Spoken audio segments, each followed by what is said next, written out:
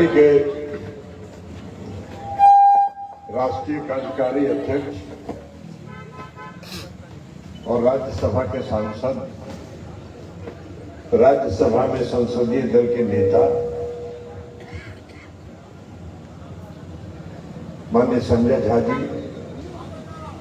यहाँ उपस्थित हम लोगों की पार्टी के मुख्य प्रवक्ता और बिहार विधान परिषद के सदस्य नीरज जी, माननीय विधायक पंकज मिश्रा जी, माननीय पूर्व सांसद पूर्व विधायक वीरेंद्र बाबू, बिहार विधानसभा के परिषद के पूर्व सदस्य संजय प्रसाद जी, पार्टी के एनडीए के सभी यहाँ उपस्थित सम्मानित नेतागण, अरवल से जितेंद्र पटेल जी भी आए हुए हैं, ये संचालन करने वाले लारी के राहुल जी हैं, सब लोग, कौशल जी और यहाँ सभी सम्मानित नेतागण और आप बुजुर्गों, नौजवान साथियों, माताओं, हम लोग कोई आपके यहाँ भाषण देने के लिए नहीं आए। अब अभी राहुल जी जब नीरज जी को बुलाए तो उन्होंने कहा कि राजनीतिक चेतना नीरज जी जागृत करेंगे। तो करमत्थु के लोगों में के बीच में कोई राजनीतिक चेतना जागृत करने की जरूरत नहीं है। जो राजनीतिक चेतना थोड़ा सुसुप्ता अवस्था में है, उसको जागृत करने की जरूरत है। करमत्थु के लोग तो पहले से जागृत है और आप तो संघर्ष करते रहे पहले भी। लालू पति पत्नी का राज, लालू राबड़ी के राज में आप संघर्ष करते रहे, आपने समझौता नहीं किया करते। हम सब लोगों ने समझौता नहीं किया, इसलिए हम आपसे कोई भाषण देने के लिए आपको नहीं आया। आप जागृत, हम सिर्फ आपसे आग्रह करने आए, विनती करने के लिए आए कि देखिए बेलागंज पूरे बिहार में 2005 के पहले जब पति पत्नी दोनों राज कर रहे थे, लालू जी, और जब वो जेल जा रहे थे तो श्रीमती राबड़ी देवी को मुख्यमंत्री बना दिया। तो जेल भी गए, जा रहे थे, कैसे बनाए? पूरा सीबीआई उनका घेर लिया था घर, और घर घेर के उनको गिरफ्तार करने वाला।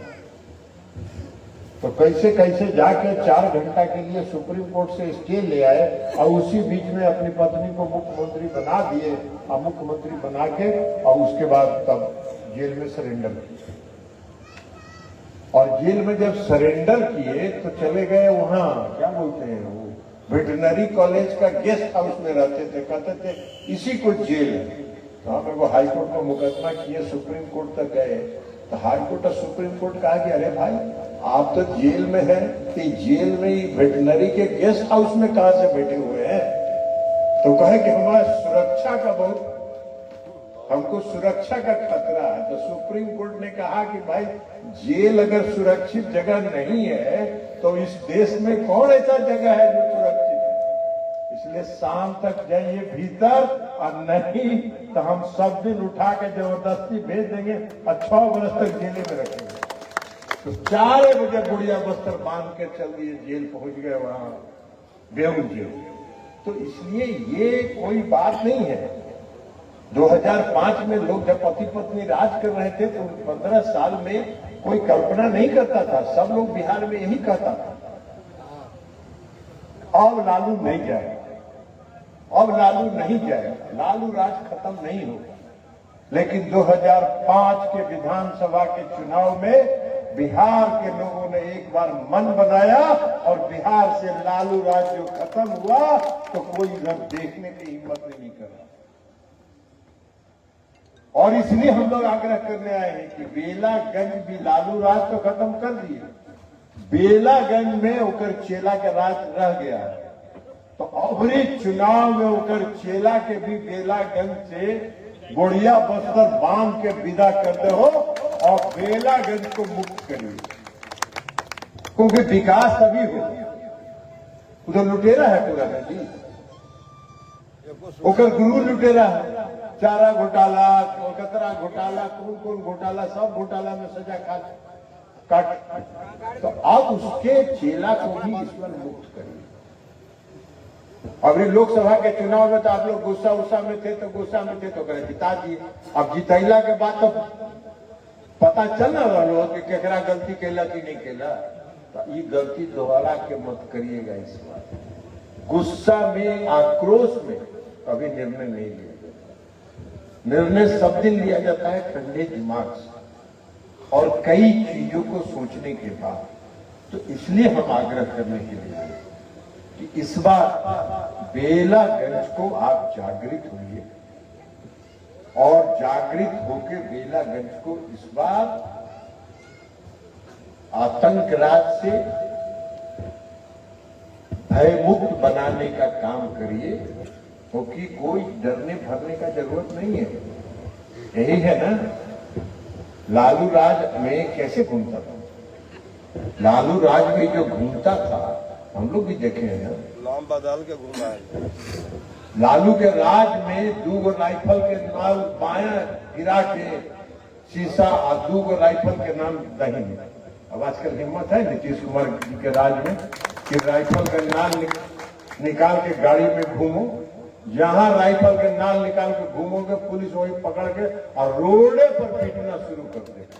इसलिए आप चिंता मत करिए, नीतीश कुमार जी का राज है और आपको कोई तो आप पहले से संघर्षशील हो।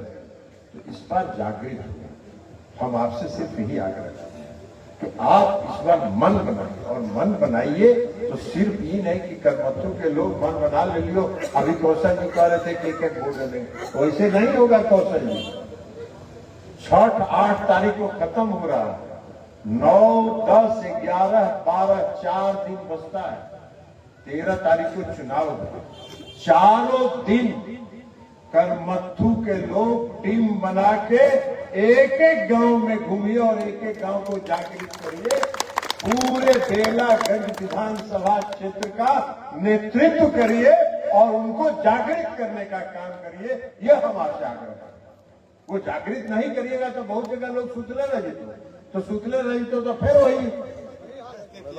वही आ जेतो।